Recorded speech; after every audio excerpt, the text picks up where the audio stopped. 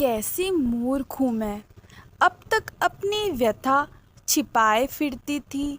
आज सखियों से मिली, उनकी बातें सुनी तो ज्ञात हुआ कि प्रत्येक घर की बालिका और किशोरी जी भी इसी रोग से ग्रसित है। हाँ, रोग ही तो कहना होगा।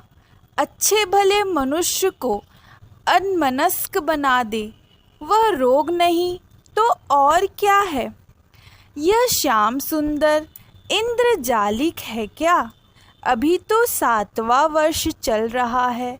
सौंदर्य की, भोलेपन की सीमा है जैसे। बात ब्रज कुमारियों की ही नहीं है, चराचर विमुग्ध है इस पर। मेरा भैया विमल दिन भर श्याम सुंदर के साथ रहता है, फिर भी जब तक घर में होता है कन्हाई के अतिरिक्त अन्य चर्चा जैसे उसे भाती ही नहीं, सुहाती ही नहीं। मैया जैसे ही देखती है, मेरा लाल, मेरा छोना कहकर हृदय से लगाए रहती है। और बाबा की तो बात ही न्यारी है। अंक में लिए लिए घर बाहर घूमते रहेंगे और पूछते रहेंगे, लाल क्या खाएगा तू, क्या लेगा। कभी माखन मिश्री मंगाएंगे, कभी दूध दही और कभी मोटी रोटी, कभी फल और कभी मेवे, कभी नई ब्याही बछिया दिखाएंगे और कभी कुतिया के पिल्ले। श्याम सुंदर की भांति भांति की इच्छा प्रकट करता है। श्याम सुंदर भी भांति भांति की इच्छा प्रकट करते हैं। बाबा उसे पूरी कर जैसे स्वर्ग सुख पाते हैं। एक दिन मैया हंस हंस कर बात कर रही थी कि ऐसे ही बाबा श्याम सुंदर को उठाए पूछ रहे थे, क्या लेगा लाला। कि कन्हाई ने मैया का लहंगा थामे खड़ी मेरी ओर उंगली उठा दी। तब वह 3 बरस का भी पूरा नहीं था और मैं 1.5 वर्ष की रही होंगी, ऐसा मैया बता रही थी। उसका संकेत समझ बाबा हंस पड़े थे। ऋचा इधर आ। मैं मंथन गति के समीप जा खड़ी हुई। यह कन्नू तुझे लेगा, जाएगी इसके साथ। मैंने स्वीकृति में सिर हिला दिया। मैया माखन ले आई थी। बाबा की बात सुनकर नयन भर आए। हमारे ऐसे भाग कहाँ। यह ब्रज युवराज और मैं एक विपन्न ग्वाल की पुत्री। इससे क्या हुआ, हमारे पास कुछ कम गाय हैं क्या। और क्या, हमारी लाली रूप गुण की खान है। बाबा बोले। खिला पिला कर बाबा हम दोनों को गोद में लेकर नंदपौर पर पहुँचे थे। वहाँ जाकर नंद बाबा से कहा, अहो अहो नंदजू, आज तुम्हारे कुंवर ने मेरे घर आकर मेरी लाली को मांग लिया है। क्या हुआ। वहाँ बैठे गोपों सहित हंसकर ब्रजराज ने पूछा, होगा क्या। बाबा कहने लगे, यह मेरे घर की पौड़ी पर खड़ा था। मैंने गोद में उठाकर पूछा, लाला क्या लेगा। तो लाली को बताकर बोला, इसे लूँगा। मैंने पूछा, इसका क्या करेगा। तो लाला बोला, खेलूँगा। मैंने कहा, अच्छी बात है लाला, दोनों यहीं खेलो। तो बोला, यहाँ नहीं, इसको मेरे घर ले चलो, वहीं खेलूँगा। सो ब्रजराज, यह लाली आज से आपके लाला की हुई। हम दरिद्रों से क्या बन पड़ेगा, आप इसे अपने महल की दासी बना लीजिएगा। अरे भैया, यह क्या कहते हो, लाला भी तुम्हारा ही है। इसे विवाह का बड़ा चाव है। अभी तो समझता नहीं, बड़ा होगा तो विवाह भी करा देंगे। दासी की क्या बात कही, दासी की क्या बात कही तुमने, बहू घर की दासी नहीं लक्ष्मी होती है। नंद बाबा ने मुझे समीप बुलाकर सिर पर हाथ फेरा और नंदन काका के साथ हमें यशोदा मैया के पास भेज दिया। सब बात सुन मैया ने मुझे गोद में उठा लिया, दुलार करके मीठे पकवान खिलाए, नए वस्त्र पहनाए और कन्हाई के समीप बिठा के निखरने लगे। श्याम सुंदर से रोहिणी मैया ने पूछा, नीलमणि तू कितने विवाह करेगा रे?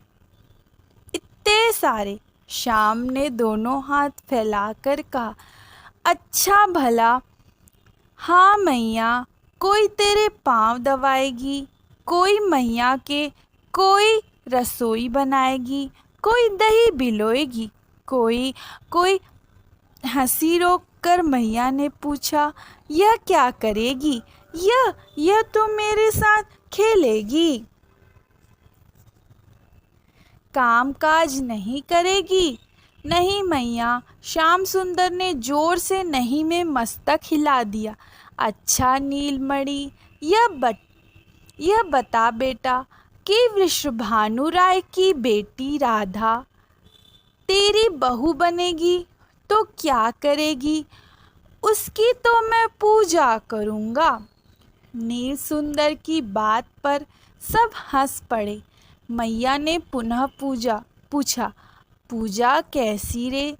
जैसी तू और बाबा नारायण देव की करते हो, तिलक लगाकर, फूल चढ़ाकर, घंटी बजाकर, भोग लगाकर, आरती उतारकर, चरणामृत और प्रसाद लेकर। वैसे ही हंसी के मारे गोपियों का बुरा हाल हो गया। मैया ने हंसी रोककर कहा, बहू की पूजा नहीं करते बावरे, वह कोई देवता है? पूजा तो प्रतिमा की होती है।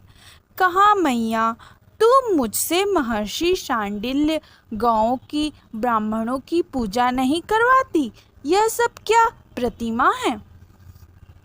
यह सब प्रतिमा ना सही, पर ये बड़े ही पूज्य हैं। बहू पूज्य नहीं होती। मैं तो करूँगा पूजा, मैं तो करूँगा ही। श्याम सुंदर ने हट पकड़ ली। बहुत अच्छा, कर लेना। अभी तो इस लाली के साथ खेल। मैया ने अपना पिंड छुड़ाया। 4 बरस पहले की बात है। वे नंद भवन से पहनाए मेरे वस्त्र मैया ने संभाल के रखे हैं। कभी कभी बात बात में कह देती है मैया, ऋचा तो कन्हाई की है। वागदान कर चुके इसके बाबा, हमारे यहाँ उनकी धरोहर है, जब चाहे ले जाए। बड़े लोग कहते हैं दाऊ के कारण कन्हाई का विवाह रुका है। इसके अन्य सखा और भाइयों के तो कई विवाह हो गए। वसुदेव जब तक बलराम को मथुरा नहीं ले जाएंगे अथवा यहीं उसका विवाह नहीं हो जाता, नंदराय अपने पुत्र का विवाह नहीं करेंगे। संकोची हैं ब्रजेश्वर। मैं सोचती हूँ जिस दिन श्याम सुंदर का विवाह आरंभ होगा तो उसका अंत नहीं आना कभी। देखती हूँ संपूर्ण चराचर को एक ही रोग है, कृष्णचंद्र को चाहने का, किंतु अभागी केवल हम बालिकाएं ही हैं। स्थावर के समीप वे स्वयं चलकर पहुँचते हैं, उन्हें दर्शन और स्पर्श सुख प्रदान करते हैं। चर प्राणी स्वतंत्र हैं, वे स्वयं ही उनके संग लगे रहते हैं। सखा दिन भर साथ रहते हैं, बड़ों को कहाँ कोई रोक टोक है। बालिकाओं में भी कई नित्य सांझ सवेरे नंद भवन में उन्हें टीका करने, आरती उतारने जाती है। इनमें से अधिकांश उनके ताऊ चाचा की बेटियां हैं। आज महानंद बाबा की बेटी महिमा अपना संग्रह दिखाकर कह रही थी, तू भी चलेगी सांझ को नंद भवन में, भैया तुझे भी उपहार देंगे। मैं क्या कहती, मेरा उपहार? कंचुकी से निकाल कर पाटल पुष्प हाथ में लेकर सूंघा मैंने। वन्य पाटल भी क्या इतने सुगंधित होते हैं? आज 3 दिन हो गए, पर यह जैसे अभिवृंत विच्छिन्न हुआ हो। उस दिन संध्या को गांवों के संग लौटते गौरज मंडित तन पर धातु चित्र अंकित पुष्पाभरण धारण किए श्याम सुंदर जैसे 2 श्रेष्ठ नट अभिनय के लिए मंच पर उपस्थित हुए हो। चंचल दृष्टि से उधर उधर निहारते गाते, बंशी बजाते, सखियों से हंसी कौतुक करते आगे बढ़ रहे थे। गायें पुनः पुनः मुड़कर देखती चलती थी, कुछ सखा आगे कुछ पीछे। अट्टालिकाओं से बहिनें लांजा, हल्दी, कुमकुम और पुष्पों की वर्षा कर रही थी। कर क्या रही थी? हाथ में थामे हुए द्रव्य अपने आप छूटकर गिर रहे थे। श्याम सुंदर सम्मुख हो तो शरीर की सुध किसे रहती है? नयन ललक कर कृपण के धन से जा चिपटते हैं। चलते चलते दृष्टि उठाई उन्होंने रक्तिम डोरों से सज्जित पद्म पलाश दल लोचनों की। वह मुस्कान, संयुक्त दृष्टि कौन है त्रिलोकी में जो भान न भूल जाए? दक्षिण कर उठा, अलकों में सजा पाटल पुष्प कर में आया और प्रक्षिप्त हुआ, आकर हृदय पर लगा। मन की दशा कैसे कहूँ? हृदय रोग की यह दिव्यौषधि पाकर प्राण हर्ष विहल हो उठे। हाँ, आज ज्ञात हुआ, मेरी ही नहीं प्रत्येक सखी की यही कथा है, थोड़े बहुत अंतर के साथ।